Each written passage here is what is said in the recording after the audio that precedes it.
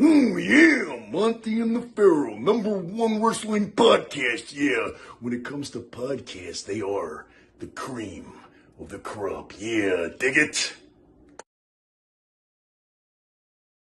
We know what you're thinking. Did they fire off 6 fascinating points of interest or only 5? Well, to tell you the truth, in all the excitement of watching and listening to Long Island's #1 wrestling podcast, I've actually forgotten myself. But being this is the Monty and the Pharaoh podcast, live from Indie Music Studios in Ronkonkoma, and the fact that they were talking to yet another champion wrestling star, one of the most powerful and talented performers from the wrestling franchise, and not to forget, well-informed and provocative interview questions asked and answered. It was such an interesting and entertaining hour, the questions nearly blew your head clean off.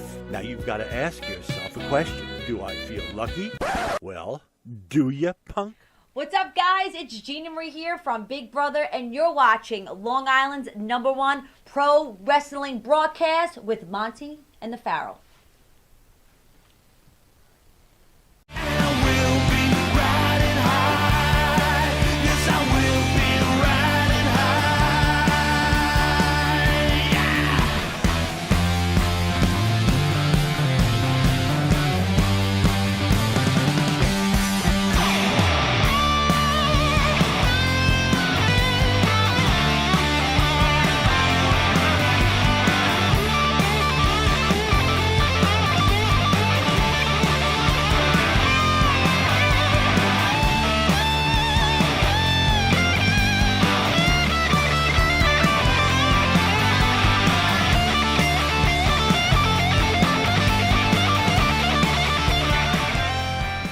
All right, welcome back to Long Island's #1 pro wrestling broadcast. Monty and the Pharaoh, only seen here out of Indie Music TV, out of Ronkonkoma, Long Island.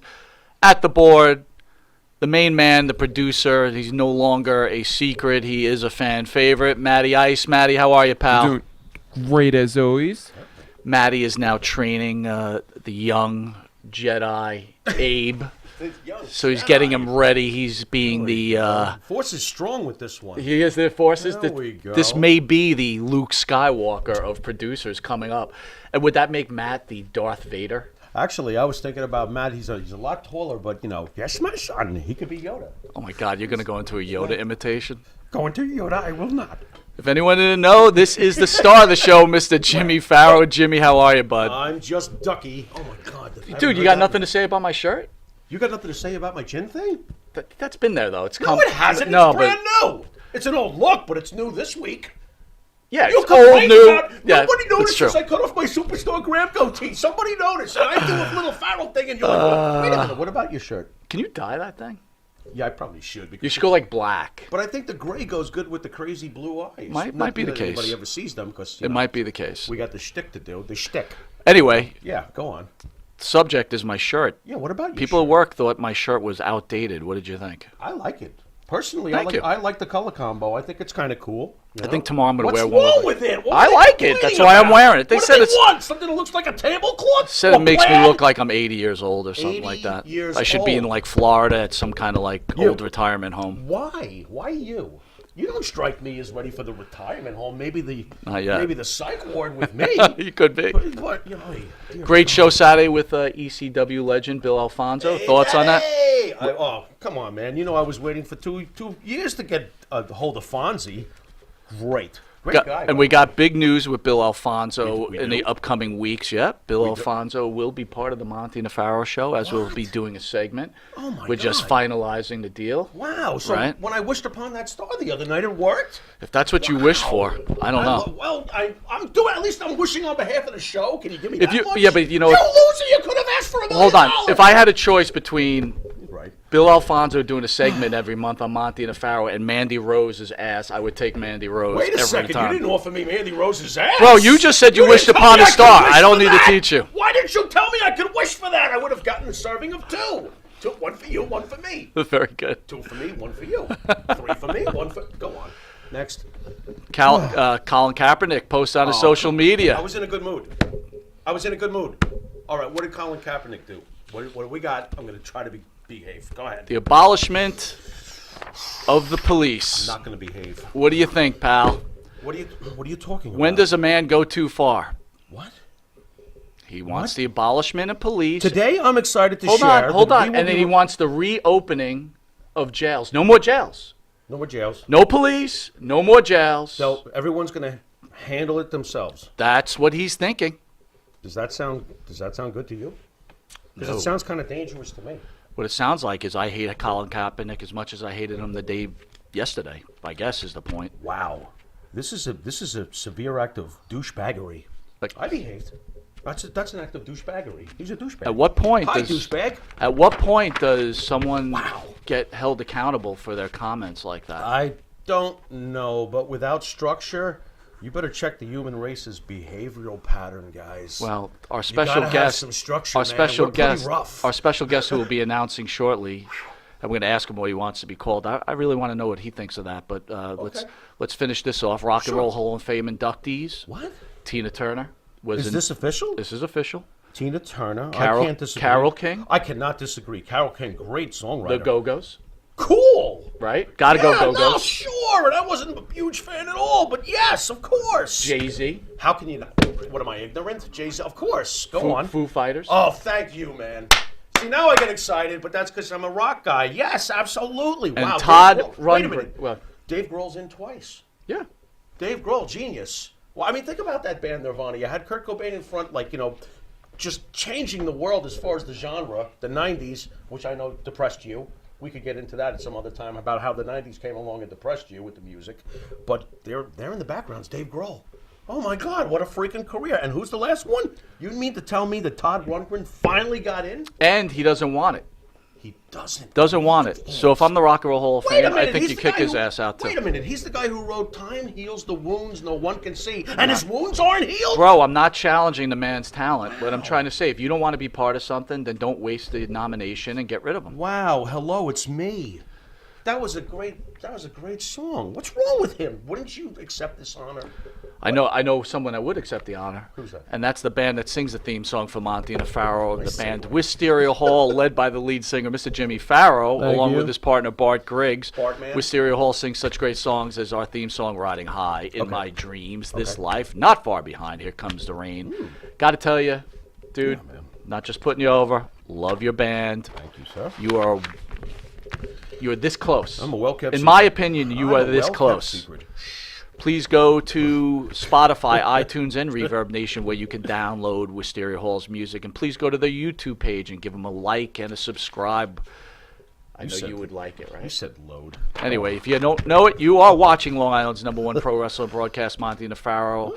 You can catch Monty and the Pharaoh on the Monty and the Pharaoh YouTube page, the Monty and the Pharaoh Facebook Live page. Hear the Monty and the Pharaoh Show on iHeartRadio, Spotify, and Anchor.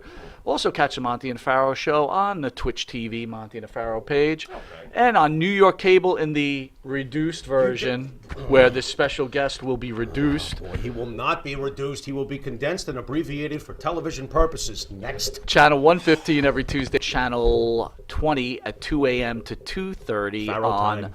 Fridays, and on Saturday mornings, Channel 115, 6 a.m. to Time for Pharaoh to 6:30. go to bed. We'll be right back. We are super excited, but I need to ask him before we go to commercial break. Okay. Do we call you Eugene? Do we call you Nicholas? What would you like to be How called, about sir? Nick? What do you mean, Nicholas? It doesn't matter. People call me Eugene. People call me Nick. But what do you like? What do you like? Seriously, what do you like? The wrestling fans know me as Eugene, so they can call me Eugene. Well, You then can we're call me Nick, calling either you one. Eugene. That You works got for it. me. We'll be right back with this pro wrestling icon, Eugene, in a minute. Stay tuned for Eric Bischoff's nephew. Tag America, representing the very best of American ingenuity, craftwork, and creative arts. Handcrafted wood flags, yard signs, 9-line apparel, artisan candles, and outdoor garden accessories. Custom commissioned murals, portraits, and signs by artist owners and residents. Grand opening May 23rd. Wrestling superstar and former world champion and Mr. USA, Tony Atlas, will be there from 12 to 4 for limited edition print signing. Free line dancing classes 1 to 4. Rain date for line dancing June 6th. Raffle prizes where 100% of proceeds will go to the Tunnel to Towers Foundation, and 10% of net proceeds of in-store sales as well. Military, police, firefighters, healthcare workers, we want your signatures on our wall of honor. Easy to find, fun to browse. 14 East Broadway, Port Jeff, opposite the ferry, in the Lighthouse Landing Shops, 2 doors from Echoland Jewelers. Come visit us at 14 East Broadway, Port Jeff, or call 631-741-2344. Because Made in America matters.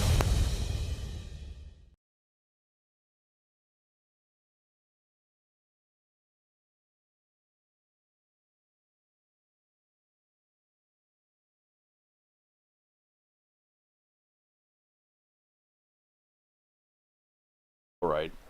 All right, welcome back to Long Island's #1 pro wrestling broadcast. Monte Farrow, only seen here out of Indie Music TV in Long Island, New York. We're here with former WWE superstar Eugene in studio. All right. So everybody knows, before we even get to the wrestling stuff, Eugene, I have to ask you some serious questions. Mm-hmm. Israel's on fire. Wow. We've got war in the Middle East. Mm-hmm. Gas prices are through the roof. Yeah, well, saw that coming. Right? Lumber's up 126%. Mm-hmm. Food index up 25%. Silver's up 38%. Copper's up 50%. Soybeans up 71%. Oil's up 80%. What are you, JBL? Pipeline jobs lost. $1.9 trillion deficit. Is that all? Hold on. I'm Is not that done. all? 9% unemployment, and the jobs have never been so abundant, and people don't want to work. Oh boy! Before we even get to wrestling, I got to ask you, what is Eugene thinking about what's going on in this country right now? Did you hear about Beirut? He's the best damn baseball player ever. Hey, he could pitch and hit. That's right. Who can do that? Did he have an action figure, though? I don't know if they had them back You know the then. best part about having your own action figure? You get to play with yourself in public. Wait. Come God. on. That is probably the best answer I've ever heard. You That know works what? for me. I gotta tell you, I Would didn't you expect expect any less from Eugene? I This did is not expect Eugene, it. for I God's did sake. not expect it. I'm kind of glad it happened. I've been to 42 countries. I've been to all 50 states. I've been to Kalamazoo, Kathmandu, Timbuktu, Rancho Cucamonga, and Lake Titicaca. And you know what I like the best? Is being right here on the Monty and the Pharaoh Show. That's it, baby. There Woo! it is. There it is. All right, Farrell, you're at it, big man. I am? I don't even know how to follow that up. Oh, my God. What if I don't get a serious answer about his beginnings? I think you'll get some serious All right, answers. let's try. Eugene, how did you wind up becoming a wrestler in the first place? And for those at home who don't realize what kind of career this man had over at OVW, this is a 10-time Oh, yeah. OVW champion. But who's counting? And a WWE World Tag Team champion with the much-respected William Regal. Absolutely. Eugene, how did it all start with wrestling? That's what I wanted to do since I was 7 years old, since I saw Saturday night's main event and saw the Hulkster, when I was in high school, I was in the homecoming court. I didn't win king, but I was in the homecoming court, and as we're marching in the gym for the big parade, they said, Nick Dinsmore wants to be a WWE wrestler someday, WWF at the time. And a girl that was 2 grades behind me came up to me in the hall one day and said, my dad's got a wrestling school right here in southern Indiana. And that was the Nightmare Danny Davis. And when I was 19, I started training with Danny Davis, which eventually became OVW. At the time, it was just the Nightmare Danny Davis School of Wrestling. And then I started training in 96. In 98, I think, is when he partnered with WWE and became the training facility for the developmental talent. And then the first crowd was Batista and Brock Lesnar and John Cena, Randy Orton, Shelton Benjamin, but Victoria. And by that time, I had about 3 years of experience. So I was kind of like a player coach, working with them in practice and working with them, at the events. And then from there, I'd wrestled for WCW also. I did the very first Brian Pillman show, the very first match on the very first Brian Pillman Memorial show, and I got noticed by Terry Taylor. Wrestled for USWA in their last 7. Let me just stop you there real quick, Eugene. Talk about Brian Pillman, right? Dark Side of the Ring just had the thing on Brian Pillman. An honest opinion, me and Farrell go back and forth with it on the show, right? So Pillman to me was a great wrestler, but I always felt he was a very secondary, third level wrestler. He wasn't a main event guy, where Farrell thinks he was a really top level guy. Thoughts on Pillman? I can't punish him for his booking. That's how I look at it. I still feel he was great. I think he was a main event talent. I don't know that he was written into a main event spot. But I mean, he transcended at a time when the internet was just sparking. I mean, he crossed all the levels and became a star on his own, without being under contract. Right. Definitely phenomenal. Right. When you said you were about 3 years in at OVW when that legendary class came Oh, my through that God. you mentioned. Did you what was your impressions when these guys first walked through the door? The young Randy Orton, the young Batista, the young Brock Lesnar, the young John Cena. Are you hearing this list? That's crazy. I mean, what was this? Did you realize these guys were all going to be big timers right away, or? Well, there was also several other guys that didn't make it, but were just enormous physical specimens. Okay. There was a guy that was 7'2". There was bodybuilders. There was, all other kinds of athletes. And I never thought that I would make it to WWE, but I thought I could be an OVW wrestler and help train these guys, and I enjoyed it. And then when I ended up getting signed to a contract in '99, developmental contract, I was like, oh my gosh. But it was kind of like I was going to be the tackling dummy and the guy to work with them in the ring, and Rip Rogers and Danny Davis and Jim Cornett would kind of tell them what to do on the sidelines.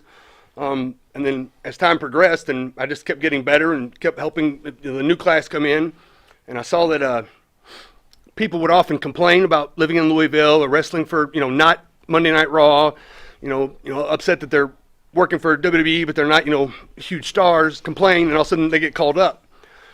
So I tell my students now, the squeaky wheel gets the oil. So I told Doug Basham, one half the Basham brothers, I said, I think I'm going to quit and try to go to Japan, which I had no intention of doing because A, I didn't know anybody in Japan, and B, I was living at home. I drove maybe 2 hours to the longest show. I mean, it's a perfect place for me in my hometown. Doug told Dean Malenko, Dean told Johnny Ace told Vince, and all of a sudden I'm sitting in a meeting with Vince McMahon. So about 6 months before that meeting, Rip Rogers, his son has autism, he comes to me and says, what about a wrestler that, isn't very social, can't put the square peg in the square hole, can't tie the boots, but the minute the bell rings, he can do stuff he saw on TV flawlessly because he's a wrestling fan. He knows all the trivia, he knows all the history, he knows everything about it. So I kept that in the back of my head. And at the time in Louisville, they would send the agents down every month. And I pitched it to the agents like Dean and Arn Anderson, Fit. And they're like, well, wrestling's kind of gone beyond that gimmicky stuff. We don't do that anymore. Okay. So every now and then the writers would come down. So writers come down, I pitched it to them. No, Vince wouldn't do that. He wouldn't like that. So I'm sitting in that meeting with him. Vince is there. Stephanie McMahon's there. Vince goes, I want to get back to character-based wrestling. And I just spit out the character. Great, we'll start on Monday. He liked it right away. Well, I think I was at a point in my about career that I either needed to do something and try or get released. Right. Right. And just so happened, Steve Austin walks in. It was February of 2004. Austin came back for something, and Vince goes, Steve, you ever seen this guy wrestle? And he goes, no, I don't think so. I said, well, I was trained by Danny Davis because I knew that Danny and Austin had a friendship in Dallas when they wrestled in Dallas. And he looks, goes, oh, it's probably one of the best then. And it was like that vote of confidence that, and then they put me in the great booking by putting me with, as Eric Bischoff's nephew. So I had instant credibility. Right. And then they put me with William Regal. Right. Because I was never extremely strong on cutting the promos. So Eugene didn't have to be. And Regal could cover for me. Sure. And a lot of times he could just be the straight man and do everything and get it, and I could throw the little lines in there and be comedy. Did you have trepidations about this role? Did Bischoff have trepidations about being involved in this type of role, or was it just like everybody's on board? Let's just do this. I mean, I don't think so. I think it was written. The special kid's going to be Bischoff's nephew just to kind of knock him. But to me, he was all in. He was all right. Let's do it. And Regal was just coming back after a long time off, an injury, and he was ready to go. Cornette and Danny Davis were the ones that were like, are you sure you want to do this? I mean, this might not be.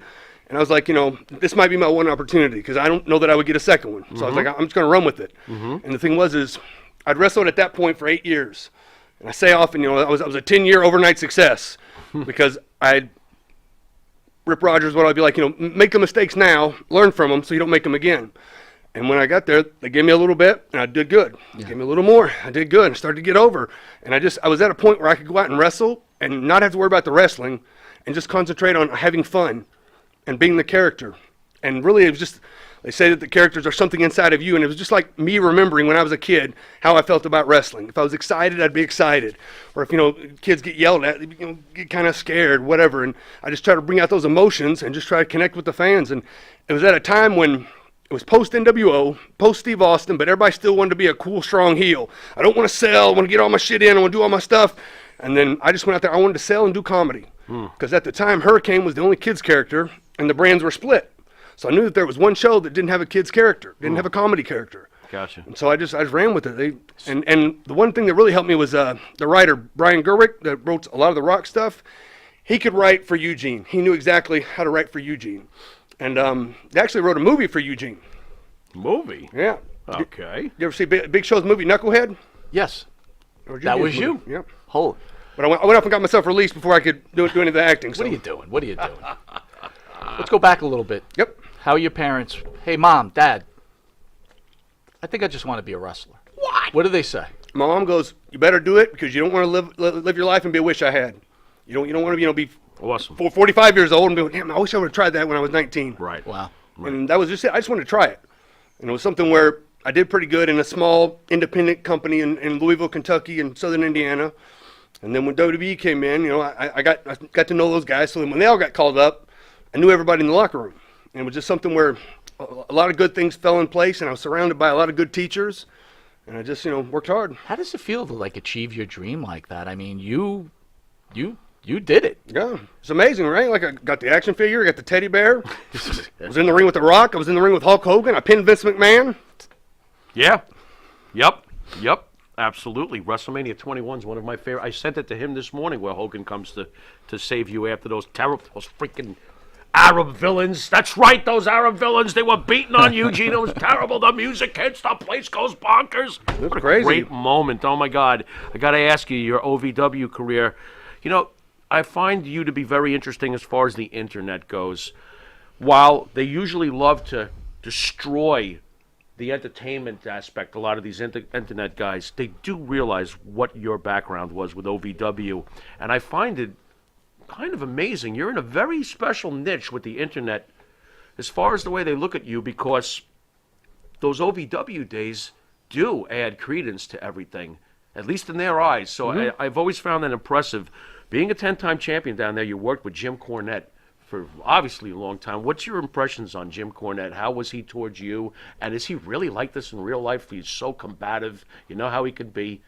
How was he behind the scenes for you? He can be, absolutely. Everything that you see on Twitter or see of him on any video, he can be. But at the time, I was the top babyface, and I had probably the most experience of the OVW guys, and the developmental guys were coming in, and he wrote well for me. And I was on time, my ears were open, my mouth was shut. I did what I was told as best I could, and he wrote well for me. So there was four of us. It was Rob Conway, myself, Doug Basham, and Danny Basham, who was the Damager, and we were always kind of in the top tiers, working with the developmental guys that were weaving their way through, and pulling off really good, exciting TV for Louisville.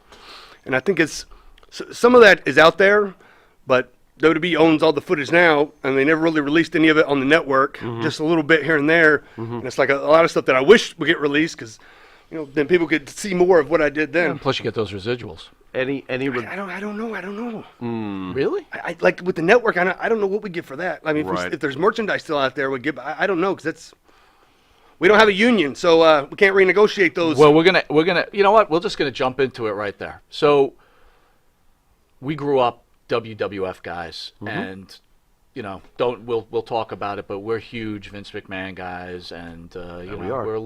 we're on the right, and Vince is, a little bit. falls in that.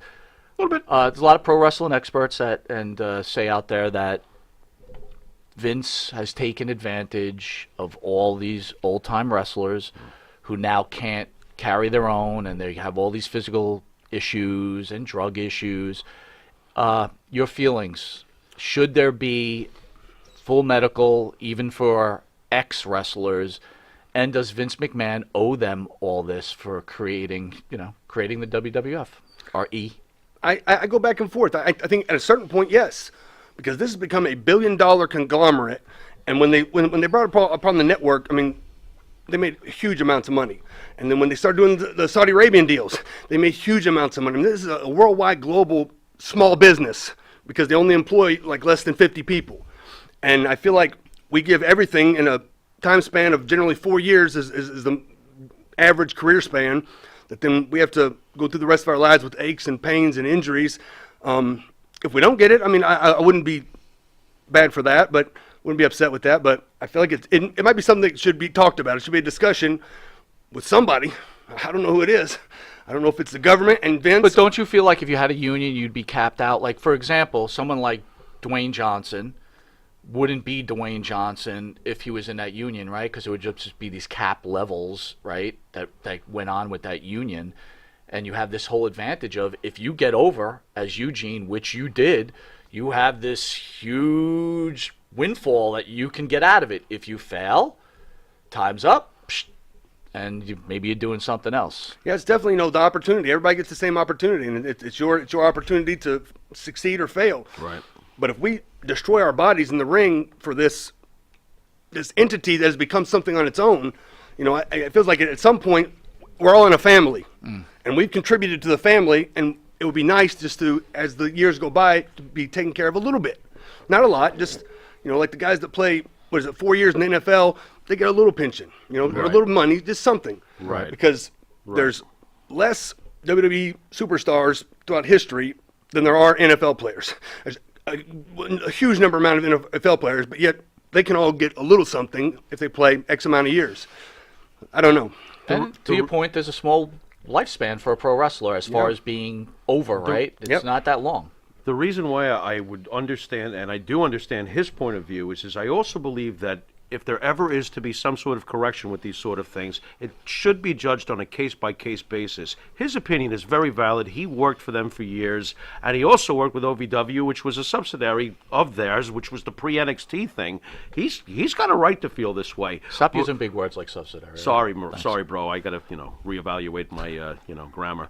But my point being, though, is that what do you do with other guys who, some of them worked for Crockett?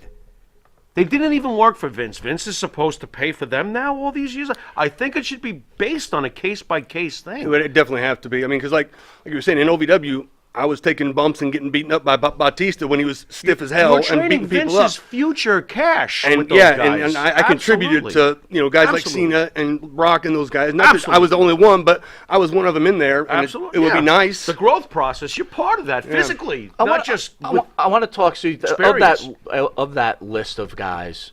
When Orton was there, how did you feel about Orton? Did you feel like, this is bullshit, this guy's coming off a cowboy? Was he ahead of the rest of them, that class, though, as far as a wrestler when he first got there? He had to be. Or Cena. Better yet, did you feel as a guy who made, you worked your ass off, and here comes Randy Orton, Ace's son, and he's walking right in there. I mean, what's your thoughts there? I love Randy, and I did at the time because that was somebody that I could wrestle with. All of them, each guy, I could figure out what are their strengths, and let's play to their strengths. Let's hide their weaknesses, and let's have good matches with everybody. Well, you did a great job with Leviathan at the time. Yeah, I mean, I worked with him, and I knew what he did well, and we just kept it in those parameters. Was he somewhat dangerous in the early days as far as you? No, he wasn't dangerous. He was just rugged and just stiff, and it's like, I mean, he wasn't dangerous, and he never hurt me, but those guys stole forearms with all that muscle behind it, and if they don't hit it exactly right, it's going a little hurt. Not knowing what you know now of that list, who did you pick to come out as the cream of the crop? Nice.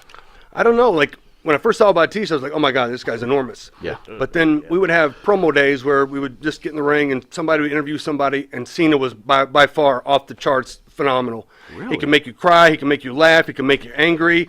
And they would try to stump him. Okay, you've got a four-way Mario Kart match against Obi-Wan Kenobi and like all these fictional characters, and he would just nonstop, just on point, just cutting promos on people. I think they had him in a match with his own nuts one time, and he cut a promo on his own nuts. That's pretty good. And it was just on the spot. What, he couldn't see them? That's pretty funny. I can't take it. Women's Revolution, or Evolution, sorry. Yeah. Did you see that coming out of OVW, right? Because you had some really top-level women out of there, too, Well, right? not so much when I was at OVW, but when I was a coach at the Performance Center is when they first hired Sasha Banks and Charlotte and Bayley. And I remember Charlotte was kind of upset one day. She wasn't – there might have been other coaches there that might have been a little bit harder on her and didn't build her up, and she was thinking of quitting. And I told her, I said, are you kidding me? I said, you're the best one here. You're going to make it. You're going to be great. And she told me later, like, it was that boost of confidence that just, she pushed through it. And she was having some tough times with, family issues and all the things that went on. And I just said, keep going. You're doing well. She's a phenomenal athlete. Great. Charlotte, very sensitive in real life, Charlotte Flair. Not that I saw, but I mean, it was different because I was a coach. I wasn't one of the other wrestlers, so I was kind of seen differently, and I would only see him a couple hours a day. Mike's worried that she keeps going to the doctor because people criticize her looks and stuff. That she's getting. I mean, you're talking to me. Hey. Again, probably the greatest women's wrestler, and I I think also so. said she challenges her father to be one of the greatest wrestlers of all time. I say too. slow down with that, but she's social great. media. I see they're ripping this woman apart. I apologize. Yeah, and it's not right. The It's smart not right. ones are killing Charlotte Flair. I don't know. It's What? I couldn't imagine being a woman, and because their standards of what they have to look like all the time and be like is much different than men. I wouldn't want that. And then the pressure of people. How you know, much shit did you take on social media? Oh, I usually repost. I never blocked anybody. I'm like, okay, say whatever you want. You know, Babe Ruth's a pretty good player. That's this guy. There you That's go. freaking great. All That's right, we'll great. be right back with pro wrestling superstar Eugene. Batter up. Do you treat your dog as part of the family? Well, so do we. So why not celebrate your pup's birthday with the ultimate party box? Check us out on Instagram, Twitter, and Facebook at Party Pup Info, and let us make your pup's party or any celebration perfection.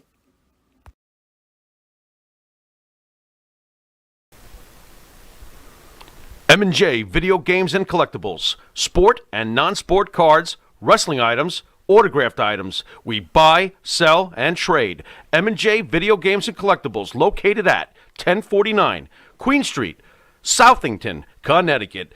Call us at 1-860-479-9223 or 860-93-GAMES. M&J Video Games and Collectibles. You want to star in your own success? Call QuickCast. www.quickcast.com. 866-7-CAST-NOW. That's 866-7-CAST-NOW. QuickCast. Star in your own success. All right, welcome back to Long Island's #1 pro wrestling broadcast. Monty DeFaro, only seen here out of Indie Music TV. We are honored, privileged, humble to have former WWE superstar, former OVW superstar, just what an incredible wrestler, Eugene. All right, my friend, what do we got here? Oh, okay. When you got the call up in 2004, all these years, you know, I mean, you did.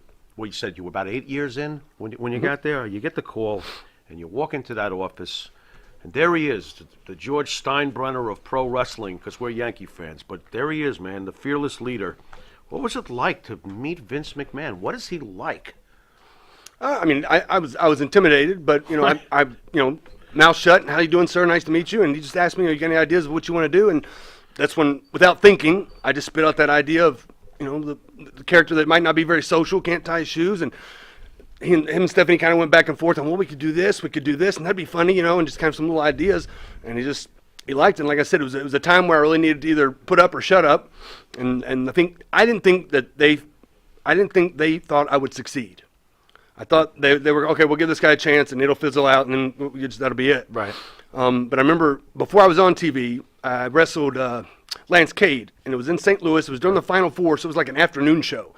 And I was never on TV, and I went out and wrestled Lance, and by the end of the match, they were chanting Eugene's name for a guy that they'd never seen on TV, which I think is almost unheard of. Fans loved you. I come back through the curtain, Arn, Triple H, Stephanie, all of them applause. There you go. Triple H, like, you know, you really embraced the character. You didn't go out there and try to act like it.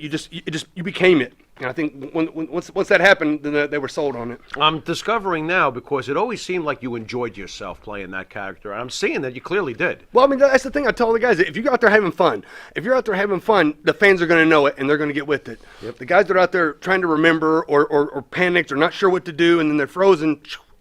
Was it being a fan of Hogan growing up that you were able to recognize the sympathy portion of your character? Because when Hogan would take those terrible beatings, the fans would be like, please, Hulk, come back. You were always able to build on that. The fans always had that sympathy. Was that growing up watching Hogan have anything? I definitely recognized it with Hogan, but it was when I first started, Danny Davis was no longer wrestling. He was just the coach and doing the TV. But I wrestled Rip Rogers. And I wrestled probably for 3 years. I wrestled Rip Rogers at least once a week on one of our shows. And my ears were open, shut my mouth, and he would just. And he was chopped for 3 straight years. Oh yeah, big time. Yeah, he was a 42-year-old bodybuilding man, and we were like 19-year-old boy. Yeah, making mincemeat. And he just would, and he looked mean. And I'd watch him before I started wrestling. Like, this guy scares me. All these guys are doing stuff that we do in practice, and I see that, but I watch him, and I'd be in there scared. but then it was so easy. And then he was so light, and he would talk to me, fire up, do this, do that, and then I could hear the crowd. And then the light bulb started to come on, and it became so easy. He was the one that taught me how to perform in the ring. Wow. You feel he's a little underrated? Absolutely. Okay. Absolutely. Fair enough. I think I think he's an individual. Some people might say he's a little quirky, but he definitely, he's. I definitely love Rip. He's a great guy. Fan Dan Crusader out there is asking, what was more thrilling, beating Kurt Angle for the gold medal or beating Triple H? Ooh. I did pin Triple H on Raw. Yeah. But when I beat Kurt Angle, I got the medal. Yeah. Christy Hemme was there too. I don't know. It's a toss-up. I'll go with Christy Hemme. I'm going with the medal. I don't know, but how many people? Who's the last guy that pinned Triple H on Raw? Well, as far as rarity goes, but how many people have had Kurt's medal? Wait, first of all, how hard was that? Was Triple H like, I don't know. I don't want to do it. I mean, when Eugene started to get over, then Triple H goes, "Oh yeah, I want to work with this guy," and I just listened to him, and it was very similar to working with Rip. It was like, he's going to get all the heat, and I was just going, be me. So you worked with McMahon and you worked with Bischoff, probably one of the greatest minds in pro wrestling. Yeah. Who are you choosing as the greatest mind between those two? I think you have to go with Vince. I really do. Yeah. But I mean, Eric also, at one point in time, made more money with the wrestling company than anybody had in history. And Eric was like very personable with me. And I could talk to Vince, but I didn't have that relationship. But I did with Eric. And I ran a show in Sioux Falls, and he came in for free.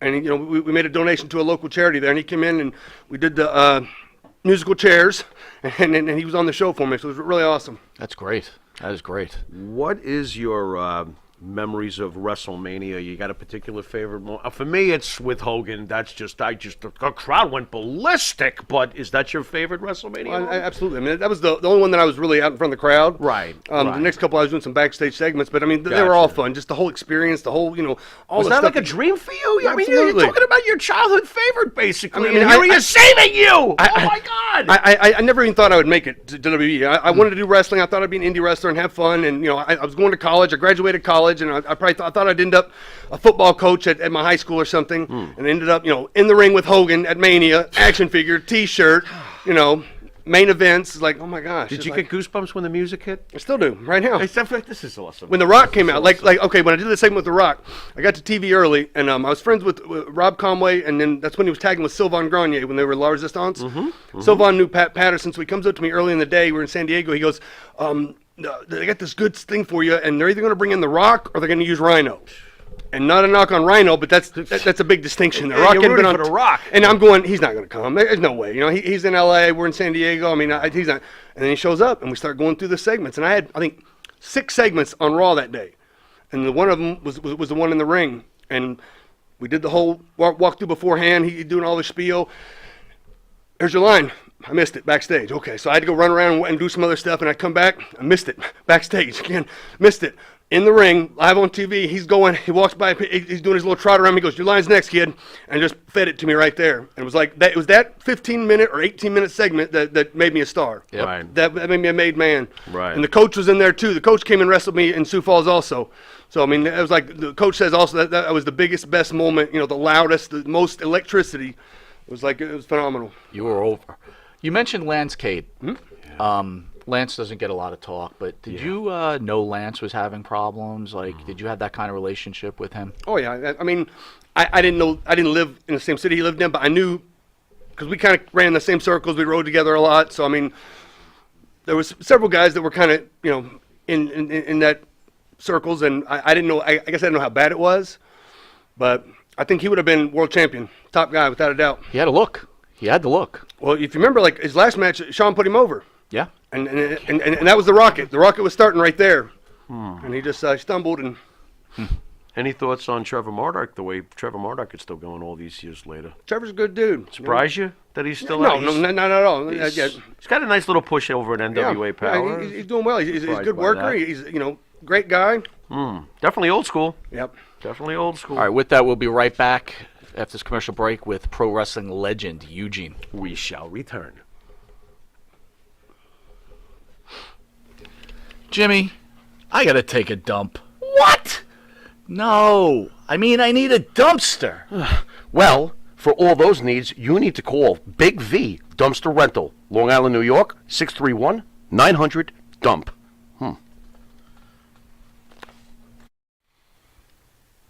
The Monty and the Pharaoh Show is brought to you by... Because wine is your second favorite four-letter word. California wine, New York attitude. Good fucking wine. Yeah. In the mood for a freshly roasted cup of coffee? www.offtherailscoffeeroasters.com.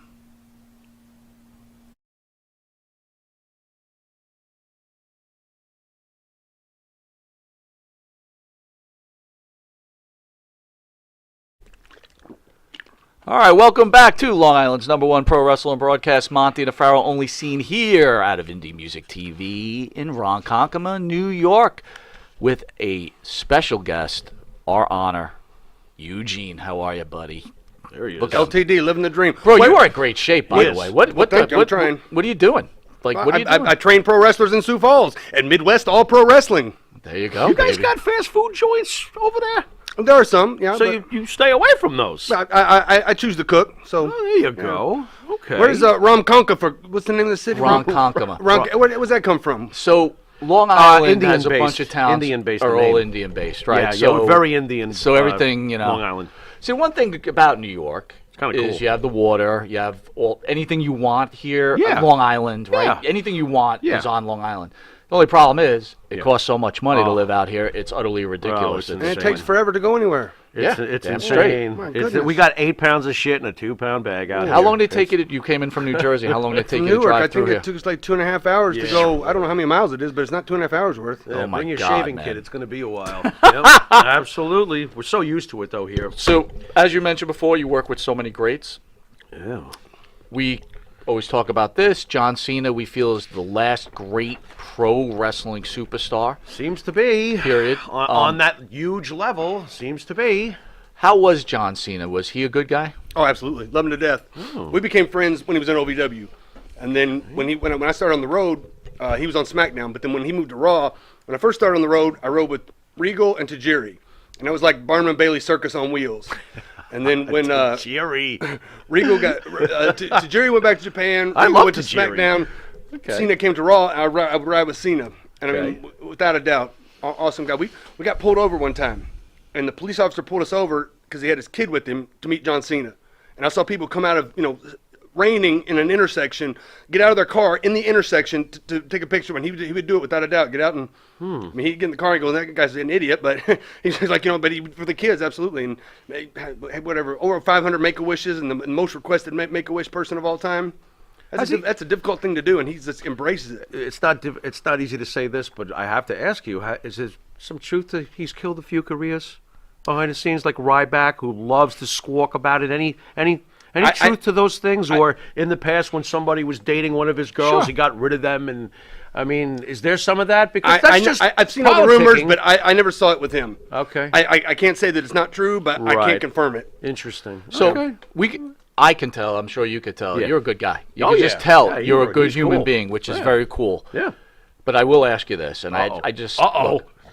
there's got to be a dick out there that you couldn't deal with. Yeah. There's got to be Who's somebody the that hemorrhoid? you're like, this There's guy's gotta a be a dick, hemorrhoid and out there I'm just somewhere. done with him. Or this girl's a dick. I don't know. What whatever. pimple would you have loved to have popped? Well, like I said, I love Randy, but I saw him he used to be a dick. Never to me. He and I were friends, but I saw him do some not nice things to certain people.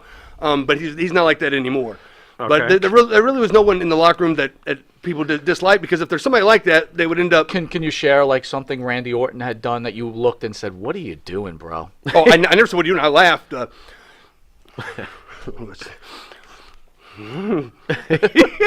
So we went to Nashville. We wrestled. 50,000 people here. Yeah, just but it's 50,000. okay. Yeah.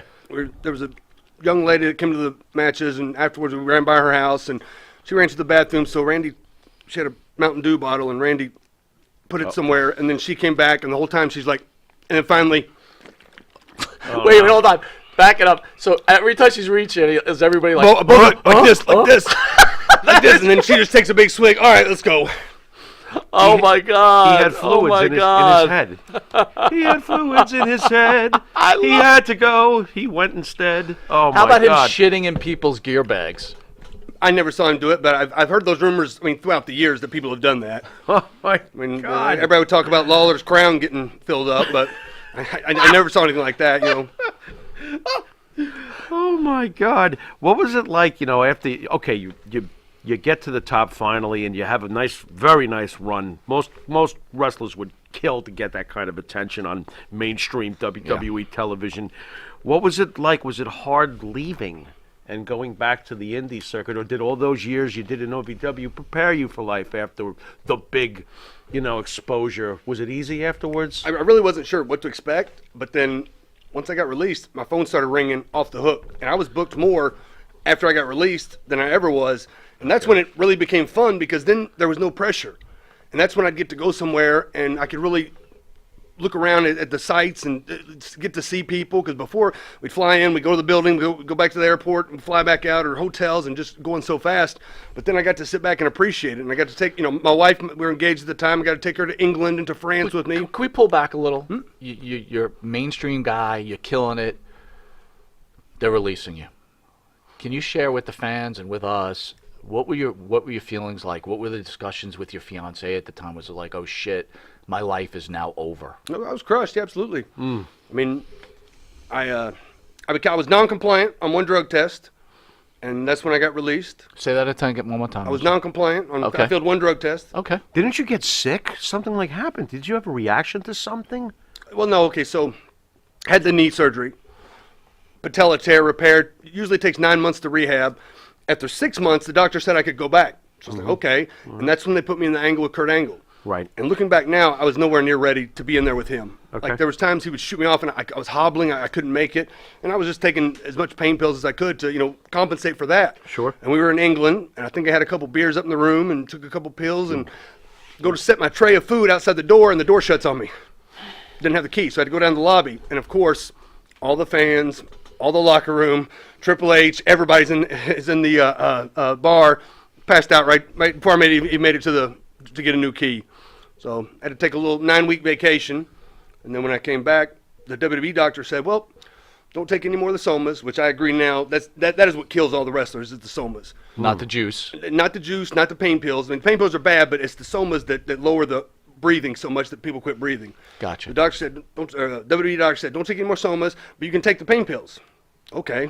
So then when I did, and then I ended up failing a test for, it was one that I had a prescription for, but then I couldn't prove that I had the prescription. Because that was the deal. Like, you could take it, you could take the prescribed amount, but I couldn't.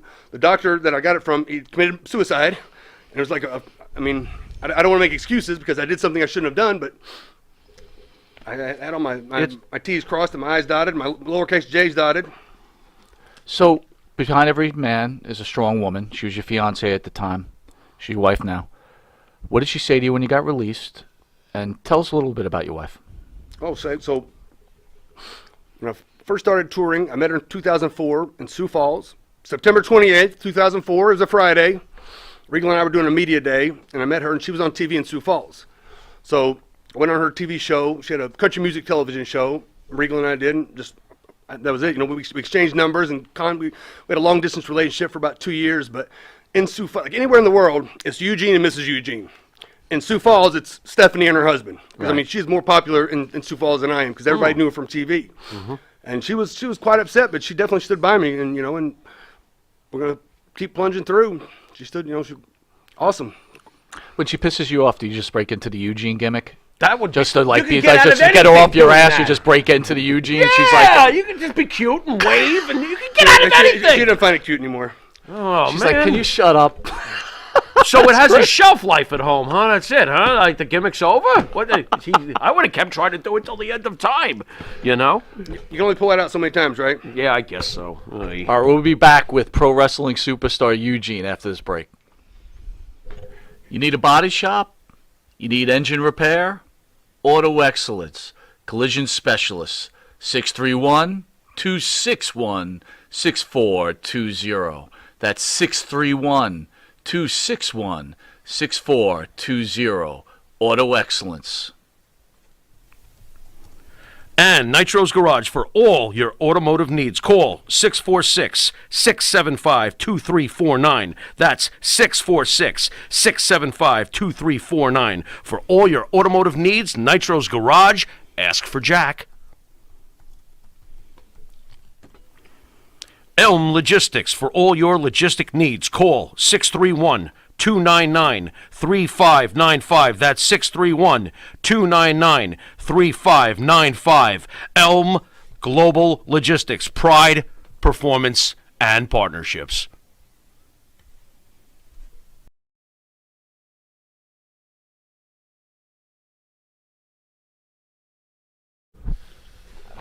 Keep trying to think, but nothing happens. All right, welcome back to Long Island's #1 pro wrestling broadcast. Monty and Farrell, only seen here out of Indie Music TV. It was a special Thursday show with pro wrestling legend. And you know what's scary? What? He's younger than us, and he's a pro wrestling legend. He is younger than us. I'm fucking like, He's I'm like in pissed the off. Mike Knox Club. I'm Not too many people come in here that are young. I really don't want younger guys in. I do. Really? Absolutely. It keeps us young. You feed off it like Derrick Rose is feeding off the playoff-bound New York Knicks. I know. You don't care. They're out in the first round. I know. Thank you let's for that. let's move By the way, on. Phil, thank you for the bits, baby. Thank you for the bits, my friend. For the bits. Eugene, let's go, man. What is wrong with today's wrestling in Eugene's opinion? I don't know. I mean, for Come me, on. What irks you? There's got to be something. I follow it lightly. Like, I'll follow it on Twitter, on social media. I don't necessarily watch everything. Okay. I mean, I don't know that there's ever been a time that I disliked it, because there'd always be something little. There might be, if somebody does something artistically that I disagree with, that just like you could do it better in my mind. Mm-hmm. But WWE is making more money now than they ever have. Mm-hmm. So you can't say they're doing something wrong. You know, they've got more fans now than they ever have. Mm-hmm. Now AEW sprung up. You know, TNA is still By the around. way, you just heard it from Eugene, right? As much as people go, WWE, they just turned over $1 billion deal. It's all about making money. That's but it. go ahead. Go ahead. That's the thing. It's like, you know, what's the greatest match of all times? The match that drew the most money. The match that drew the most people. You know, your favorite match could be this or that, but, you know, that's the whole thing. Is we're here to put, you know, an ass every 17 inches. So here's a question for you. Andre the Giant, Hulk Hogan, WrestleMania 3. Okay? Ricky Steamboat, Ric Flair. Maybe one of the Pick one of those something, three matches. Which one was more important? Hogan Andre. They drew 93,000 people. He's very And wise. how many people did Steamboat and Flair draw? I mean, they were in a smaller building. we go. But 2,000. Yeah, I'll help you. 2,000. I didn't remember. Yeah. Again, good match, but Not good. But how many people did Roman Reigns and Triple H draw in that Texas stadium? 100,000. Right? Yeah. damn straight. You're right. Roman Reigns. I know. They the picked goods. There's another one that the internet kills. I think he's great. We've always liked him. So, right. But it's like you said, that's legitimate heat that he has with people. That's right. And that's what you got to feed off. guess You have a that's what wrestling they're not- school, right? Mm-hmm. So I'm going to give you a scenario. Kid comes in here, slick back hair, sunglasses, blue jeans. Oh, no. Blue jean jacket. Oh, no. T-shirt. Yeah, but where are his hands? Hands in his pockets. Ah. And you're like, hey, kid, show me what you got. And he goes, well, here's my first move. I'm going to lightly kick you in the shins. If I'm running a wrestling school, I'm going, get the fuck out of my school, you piece of shit. What would Eugene do? Well, after I took his money, I would, you know. If he was over with the fans, Right. then I would say, well, you know, somebody out there likes this. Right. It might not be my cup of tea. Right. And if I got in the ring with him, I mean, it wouldn't. I wouldn't play patty cakes. It would Right. it'd be a little bit, you know. I would try to make the best out of what he was good at. You know, try to accentuate his strengths and try to limit his But weaknesses. how do you come back off a gimmick like that? You can't, in my opinion. Your gimmick was someone with special needs, but knew how to wrestle, big dude, right? Special needs. This dude's like, I don't know how you can recover from this, how you can be taken seriously.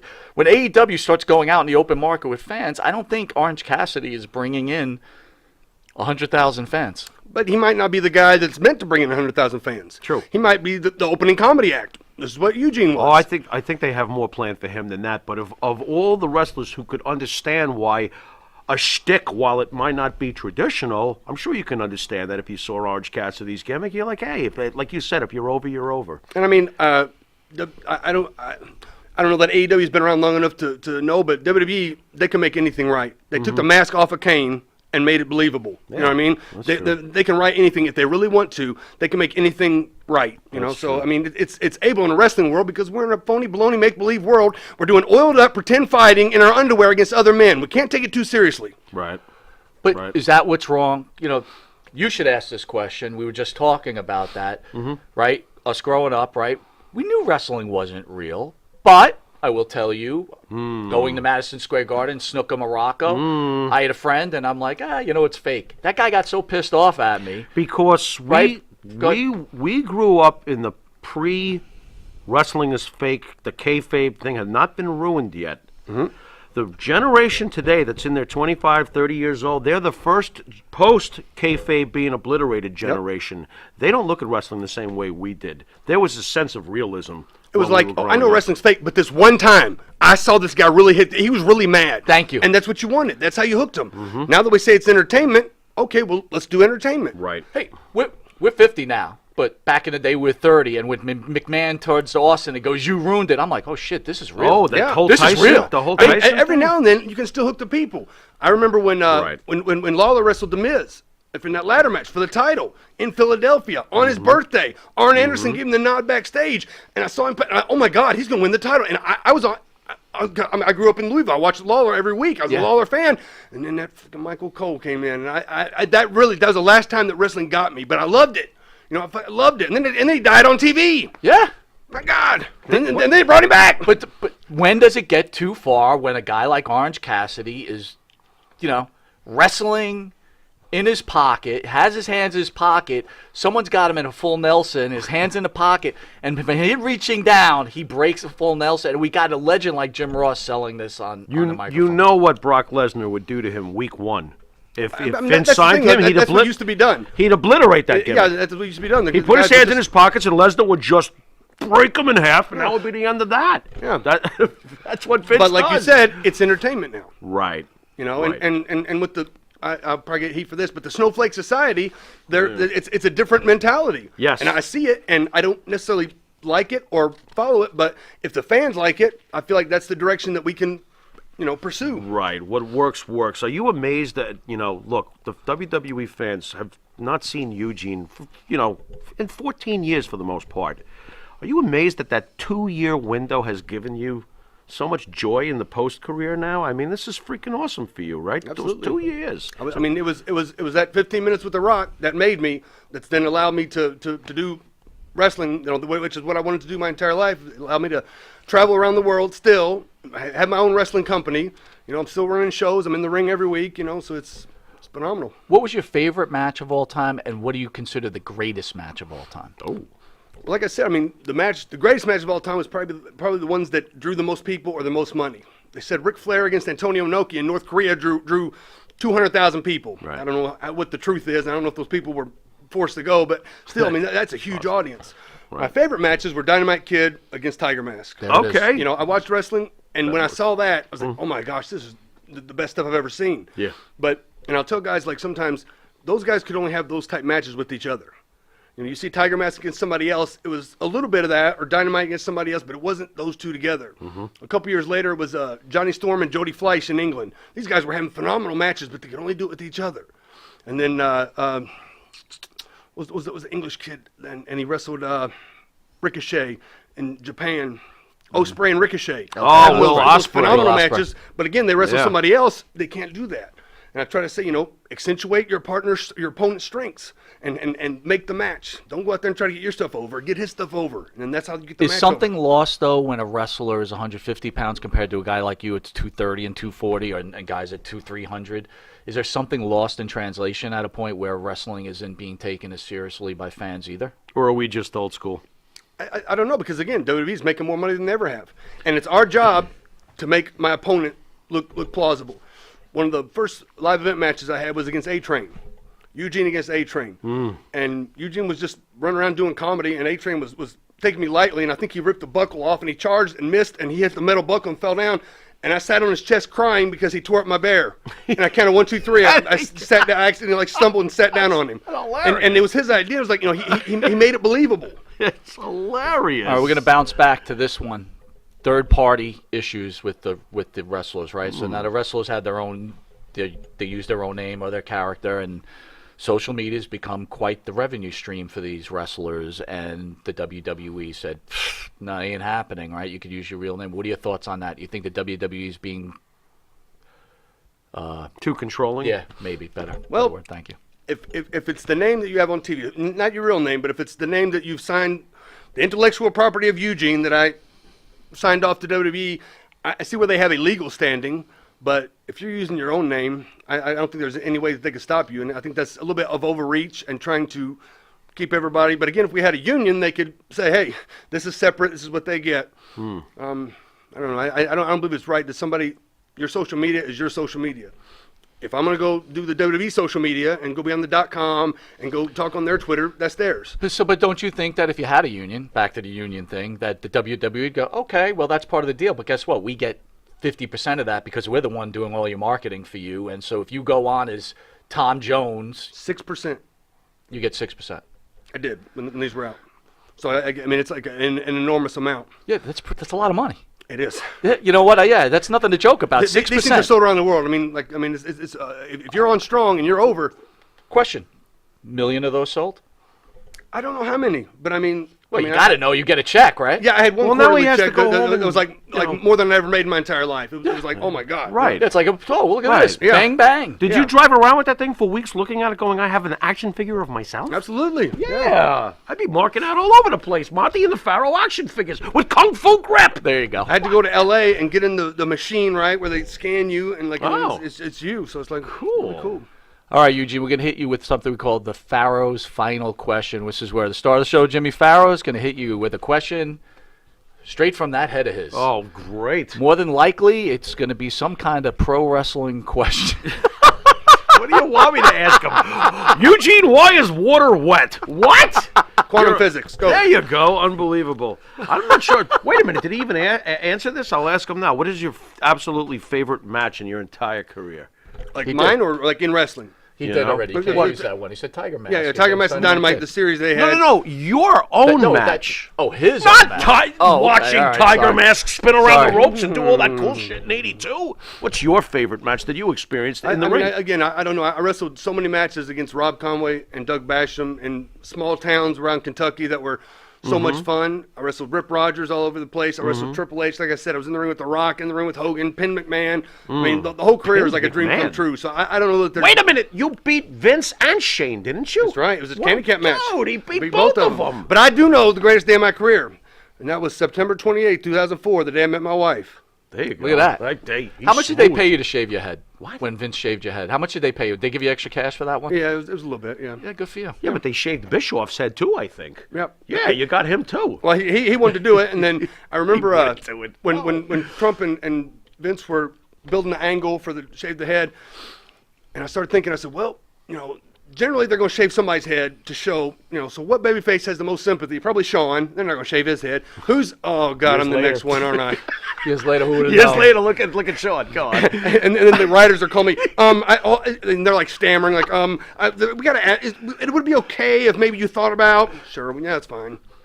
They should have made the hard bald kid. Just pay me. This is All right. The hard bald kid. Eugene, I want to thank you for joining our show. Thank you, guys. What an honor. Where can fans see you this upcoming weekend? Do you have a list or anything? Do you know where you're going?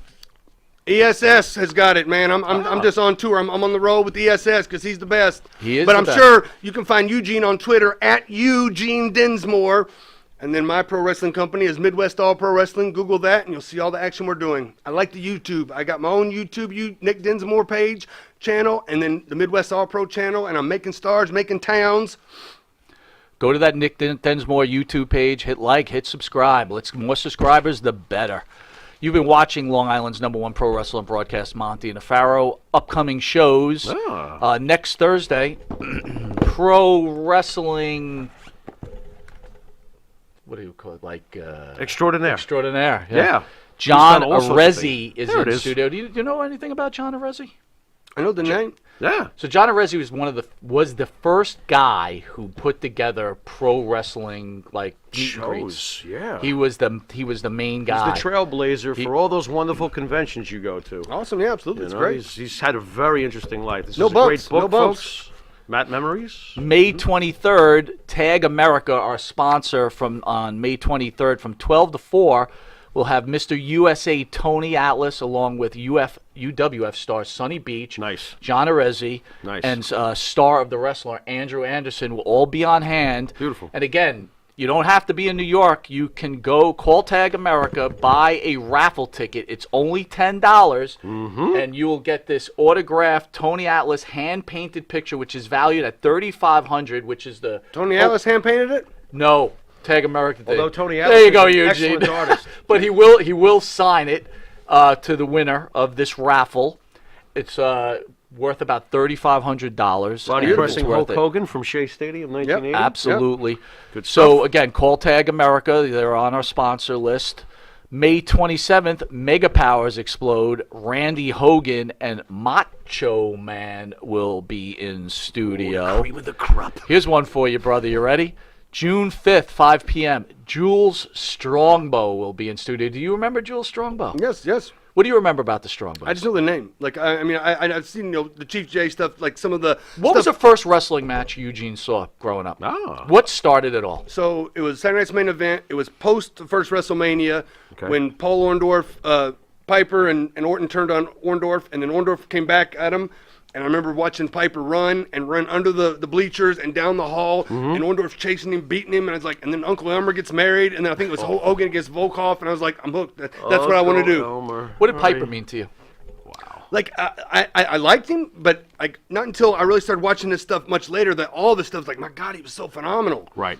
Yeah. Right. You were busy rooting for Hogan at the time. Well, but like, it was a 2-year window when I started watching post WrestleMania to WrestleMania 3 when he kind of retired, and then of course he came back, but I didn't get to see the plethora of his wrestling before that, where he's really like all over the place. Hogan, Austin, Rock, Flair. Who's the greatest? Okay, so this is what we do in Sioux Falls in South Dakota because we are the Mount Rushmore state. Who's the Mount Rushmore of wrestling? How could I not? That should have been the question. You blew it. Well, he's covering for All me. right, Thank good. you, Eugene. Thank you. So Mount Rushmore, 4 people. on yeah, Mount go Rushmore. for it. Go for it. Vince. Nice. He's the George Washington, right? Amen. I think it's Hogan. I think it's Vince Hogan. I think it's Austin. Yep. And I think it's Cena. And I think The Rock. There's another monument bigger than the Mount Rushmore called Crazy Horse. The Rock is Crazy Horse. Unbelievable. And you know what? hard you to just argue. changed my list.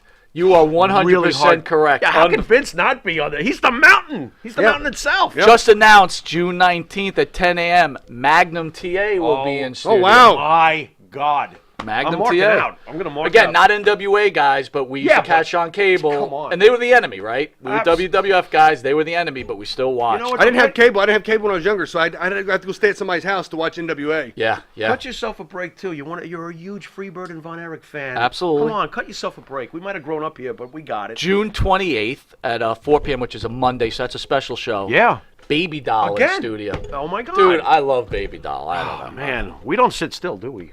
All right, Oy. you can catch Monty and the Pharaoh on the Monty and the Pharaoh YouTube page. Hear us on iHeartRadio, Spotify, Anchor. Catch us on the Monty and Pharaoh Facebook page. Catch us on channel 115, Tuesday to 7 to 7:30. Early risers Saturday to 6 a.m. to 6:30, and channel 20, which is a few hours from now. Yeah. Friday 1:30 to 2 a.m. time. Pharaoh, any parting words, sir? Oh, just an awesome show, Eugene. Thank you. You rock. You do It's rock, times like brother. these that we got to ask ourselves one question. Go ahead. What you gonna do, brother? That's right. That's right. Oh, you've been watching. Wait a minute, hold on. Whoa. I gotta stop. What? Yard Ape 99 said. What? Who? Now I'm gonna step up first, but then Eugene's Yard Ape? gonna say something to you. The Yard Ape? Yard Ape. The Yard Ape. Yeah. Yard Ape? Cena, LOL. Get lost. What? Got to retort to that? Thank you, Yard Ape. I'm gonna step up for that. Yard Ape, we love you here. You're a great guy, but guess what? You're wrong. Cena is on the Mount Rushmore. How we can't put him on the Mount Rushmore, my friend, I'm sorry. If you hate the guy, that's all well and good. Right. You can't reject the fact that he is Cena one of the Rock greatest won, all drew of more them. money than any other match in history, correct? Amen, sir. That's it right there. Yep. And Orange Cassidy against whoever has drawn shit. With that, parting words? Orange Cassidy, never heard of her. Thank you. Exactly. Babe Ruth was a great player, and you've been watching Monty and the Pharaoh. And until next time, later.